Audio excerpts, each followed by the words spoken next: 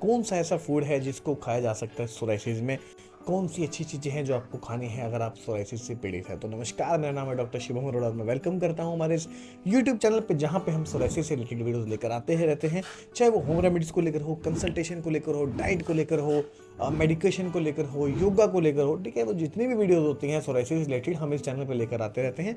तो अगर आप इस चैनल पे नए हैं तो हमारे चैनल से जुड़ सकते हैं, हमारी इस कम्युनिटी से जुड़ सकते हैं। जो हमारी कम्युनिटी है सोराइसिस की, स्पेशली हम सिर्फ सोराइसिस की वीडियोज़ लेकर आते हैं इस चैनल पर, ताकि हम अपने भारत को सोराइसिस मुक्त बना सकें।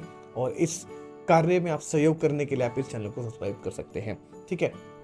तो हम बात करते हैं कौन सी ऐसी अच्छी चीज़ें हैं, ऐसे कौन से अच्छे फूड हैं जो आप खा सकते हैं सोराइसिस में, जो आपको फ़ायदा करेंगे। सोराइसिस में जो आपकी पपड़ी झड़ रही है उसको कम करने का काम करेंगे, ठीक है। जो आपकी रेडनेस है उसको कम करने का काम करेंगे, इचिंग को कम करने का काम करेंगे, ठीक है। रेडनेस हो रही है उसको कम करने का काम करेंगे, और किसी भी तरह की आपको दिक्कत है तो वो आपको परेशानी को, ये समस्या को जो ख़त्म करने में आपका काम करेंगे। तो इस गुड फूड के बारे में हम बात करेंगे सोराइसिस पेशेंट्स के लिए, ठीक है। तो इस वीडियो को शुरू करते हैं। देखिए, जो गुड फूड है उसमें फ्रूट्स भी आ गए, वेजिटेबल्स भी आ गई, और बाकी जितनी भी अन्य चीज़ें हैं जैसे डेयरी प्रोडक्ट्स आ गए, जैसे दूध, दही, इन सब में क्या क्या खाना चाहिए मैं आपको एक एक करके बताता हूँ, ठीक है। सबसे पहले हम बात करते हैं फ्रूट्स के बारे में। तो फ्रूट्स आपको कौन से खाने हैं फूड के अंदर, ठीक है। तो फ्रूट जो आपने खाने हैं, पहली चीज़ क्या नहीं खाना उसका ध्यान सबसे पहले होना चाहिए। खट्टी चीज़ें नहीं खानी, खट्टे फ्रूट जितने भी होते हैं जैसे मौसम्बी हो गया, नींबू हो गया, किन्नू हो गया, इन सब चीज़ों को आपने अवॉइड करना है, ठीक है। और कौन सा फ्रूट्स खा सकते हैं तो मैं आपको बता देता हूँ। गाजर का आप सेवन कर सकते हैं, चुकंदर का आपको सेवन करना चाहिए, जिसमें विटामिन B12 होता है, काफ़ी अच्छी मात्रा में विटामिन B12 होता है, और बॉडी को रिक्वायरमेंट भी होती है, केवल इसकी कमी की वजह से भी सोराइसिस बढ़ जाता है, ठीक है। अब ये सब जो आपको बता रहा हूँ वो नोट कर सकते हैं। चुकंदर का सेवन कर सकते हैं, और इसके अलावा आप अनार का सेवन कर सकते हैं, ठीक है। इसी के बीच में बताऊँ आपको पाइनएप्पल, अनार, ठीक है, सॉरी पाइनएप्पल जो है आपको वो नहीं खाना, ठीक है, जिसको हम अनानास भी कह देते हैं, वो आपको बिल्कुल अवॉइड करना है क्योंकि वो भी खट्टे फ्रूट्स में आता है, ठीक है। इसके अलावा आप एप्पल खा सकते हैं। तो ये सब जितने भी आपको फ्रूट्स बता रहा हूँ आप इनका सेवन कीजिए, ये आपके लिए बहुत ही फायदेमंद रह सकते हैं, ठीक है। अब बात करते हैं वेजिटेबल्स में, कौन सी वेजिटेबल खानी है और कौन सी नहीं खानी है। तो वेजिटेबल्स में अगर हम बात करें तो आप जो है वेजिटेबल्स में अगर हम बात करें नहीं, जो चीज़ें नहीं खानी तो उसमें आपको बैंगन अवॉइड किया जाता है। नाइट शेडेड फ्रूट वेजिटेबल्स में इसको कंसीडर करते हैं, और ये बॉडी में इन्फ्लेमेशन कोज करते हैं, ठीक है, जिनको सोराइसिस की दिक्कत है। और आपको कच्चा टमाटर नहीं खाना। तो ये वेजिटेबल्स में चीज़ें आती हैं, तो आपको ये बिल्कुल हम अवॉइड करते हैं खाने को। और वेजिटेबल्स में, ठीक है, ये सब चीज़ें आपको बिल्कुल भी नहीं खानी होती हैं। आप खा कह सकते हैं, इसके अलावा जो सब्जियां बनती हैं आप वो खाएं, ठीक है। आलू कम खाएं, थोड़े से उसमें कार्बोहाइड्रेट ज़्यादा होते हैं और बॉडी में पित्त को वो बढ़ा देते हैं, ठीक है। तो आपको आलू लिमिटेड खाने। इसके अलावा आप गोभी खा सकते हैं, हरी सब्जियां जितनी हो सके ज़्यादा खाएं, जैसे पत्ता गोभी हो गई, ठीक है। इसके अलावा आपको मैं बताऊं तो ठीक है, बथुआ हो गया, साग हो गया, मेथी हो गई, ठीक है। तो ये सब चीज़ों में ग्रीन जो लीफी वेजिटेबल्स होती हैं ये आपको ज़्यादा खानी है। इसमें विटामिन D आपको भरपूर मात्रा में मिलेगा, ठीक है। और आप विटामिन B12 भी इन सब में भरपूर मात्रा में होता है, और आपको सोराइसिस को कम करने में आपकी काफ़ी ज़्यादा ये हेल्प करेगा। तो जो फ्रूट्स आपको वेजिटेबल्स बता रहा हूँ उसको आप नोट करते रहे, ठीक है। और अपनी जो खाने की थाली है, ठीक है, उसमें जो आपको चीज़ें बता रहा हूँ उसी को ही रखें, और बाकी जो चीज़ें हैं उसको आप बाहर निकाल सकते हैं अपनी जीवन शैली से, या जब तक आपको सोराइसिस की दिक्कत है, ठीक है, जब तक ठीक नहीं हो जाते। तो इन सब चीज़ों का आपको ध्यान रखना है। अब आते हैं कुछ ऐसे प्रोडक्ट्स जैसे कि मांस, मीट, मछली, क्या आप इन सब चीज़ों को खा सकते हैं?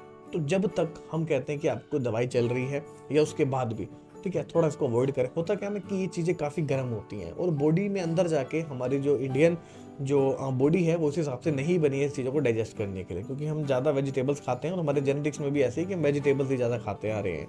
तो इसकी वजह से हमारे को पचता नहीं है, बॉडी में कॉन्स्टिपेशन बचती है, और जब कॉन्स्टिपेशन बनती है तो बॉडी में अलग अलग तरह के टॉक्सिन्स बनने शुरू हो जाते हैं, वो ब्लड में जाते हैं और ब्लड से वो हमारी स्किन के ऊपर लक्षण दिखाने वो शुरू कर देते हैं, ठीक है। तो आपने इन सब चीज़ों को जो मैं आपको बता रहा हूँ, मांस, मीट, मछली का आपको सेवन नहीं करना है, ठीक है। और सबसे जो अवॉइड किया जाता है, जो सबसे ज़्यादा बड़ी चीज़ है वो है रेड मीट। तो आपको रेड मीट को अवॉइड करना है, कोई भी ऐसा मीट जो रेड हो, ठीक है, चाहे वो गोश्त हो सकता है, गोट का हो सकता है, ठीक है। जो भी लाल कलर के मीट होते हैं इसको स्पेशली नोट कर लीजिए, स्पेशली मैं आपको बता रहा हूँ, ये लिखा हुआ है, रिसर्चेज में पब्लिश है, रेड मीट आपको नहीं कंज्यूम करना है, ठीक है। तो इन सब चीज़ों को आपको ध्यान रखना है। ये हो गए फ्रूट्स और हो गए हमारे वेजिटेबल्स कवर।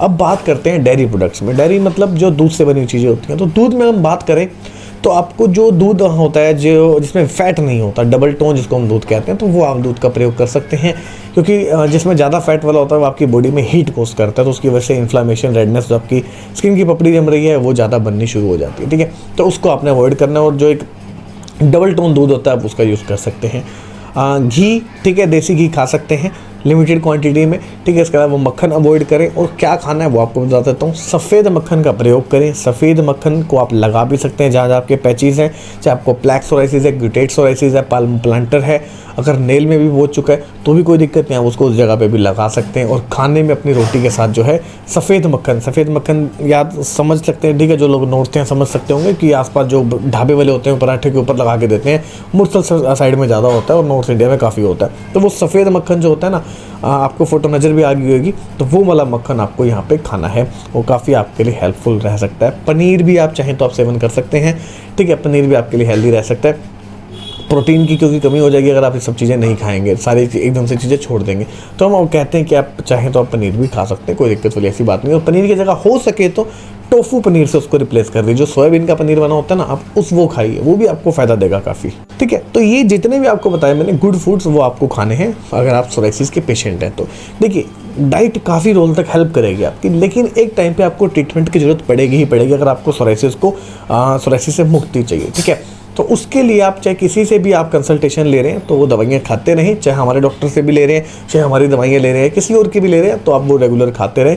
ठीक है, जो भी आपको डॉक्टर ने बताया वो आपकी बातें, जो उनकी बातें हैं वो मानते रहें, उस हिसाब से अपना ट्रीटमेंट चलाते रहें। ठीक है, डाइट भी रोल प्ले करती है, बट ये सब जो चीज़ें अपनी, ठीक है, जो अपनी जीवन शैली है मैं उसको जरूर लेके आएँ, जो मैंने आपको फ्रूट्स बताए, वेजिटेबल्स बताए, ठीक है, क्या खाना है क्या नहीं खाना है, इन सब चीज़ों को अपने ध्यान रखना है। ठीक है, बाकी डॉक्टर का नंबर नीचे दिया हुआ, इस पर आप हमसे बात कर सकते हैं। ठीक है, हमारे डॉक्टर से बात कर सकते हैं, 24/7 कभी भी बात कर सकते हैं। फ्री कंसल्टेशन है, कोई पैसा नहीं लगता बात करने का।